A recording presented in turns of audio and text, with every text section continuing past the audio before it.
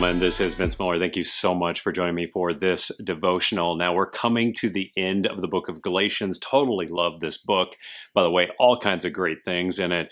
But we're going to turn next to an Old Testament book. I'm going to let you decide which book we read together, and you can let me know which one you want to read by leaving a comment below. I'll simply pick the one that you guys vote most for. And with that, let's jump into our devotional today.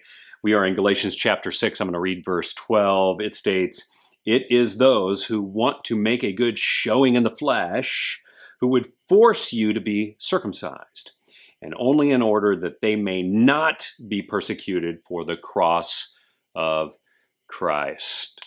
Now, right here in this section, the cross becomes kind of a central symbol for Paul. In fact, in today's culture, the cross has this kind of sentimental value for us. It's a symbol that we wear around our neck or tattoo somewhere on our body. But in Paul's time, crosses weren't made for wearing or tattooing. They were made for dying. And they were a public display of humiliation and punishment reserved for criminals by the Roman government. Crosses were actually a symbol of suffering and death.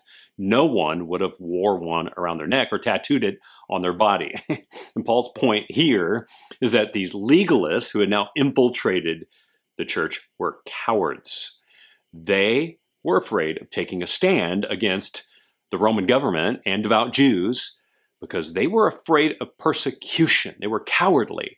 Therefore, they chose the path of least resistance. Instead of choosing the cross of Christ, they choose a path with less persecution. They chose to mutilate themselves by circumcision and then forced others to do the same. Do you see what happened here? They became like sheep because of fear and then instructed others to do the same.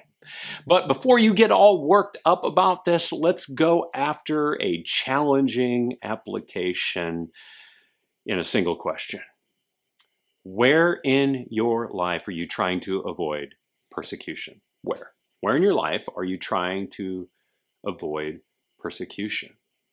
Have you maybe been going along with the crowd for fear of speaking up about your faith? Have you been tolerating immoral behavior from a prospect or potential client to close a deal?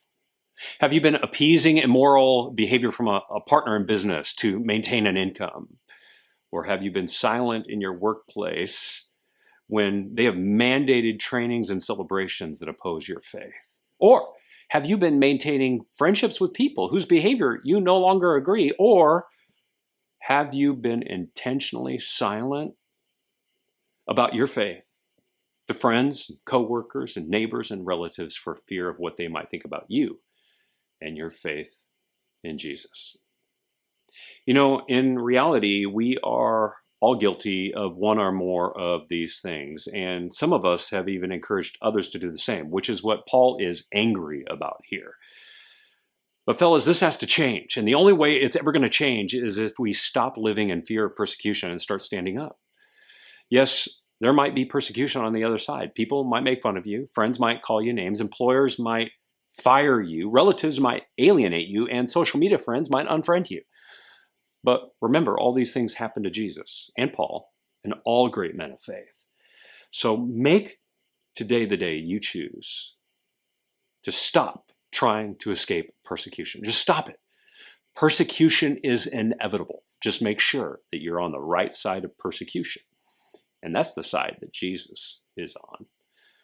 Love you guys. Stand up for something today. Don't do nothing. I'll see you right back here again tomorrow.